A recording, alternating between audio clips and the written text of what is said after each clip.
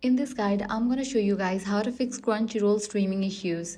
Let's get started. First, make sure you have a stable internet connection. If you're using Wi-Fi, try switching to mobile data, or if you're using mobile data, switch to Wi-Fi. Next, completely close the Crunchyroll app and reopen it. This can fix temporary glitches. Likewise, check for app update. Head over to App Store or Play Store, search for Crunchyroll. Now, if you see the option of update, click on it.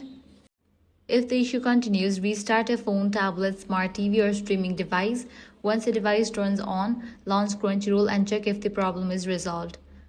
Next, clear cache. For that, launch settings, go to General, go to iPhone storage, launch Crunchyroll app, click on Offload app, confirm it, then click on Reinstall app. Next, sign out and sign back into your account. So launch Crunchyroll, head over to Accounts page, then scroll all the way down, click on Log out, confirm it, then log in back. Now log in back. If you're using a VPN or proxy service, disable it temporarily. VPNs can sometimes interfere with Crunchyroll streaming service or cause playback errors. Lastly, completely delete Crunchyroll app from your device and reinstall it.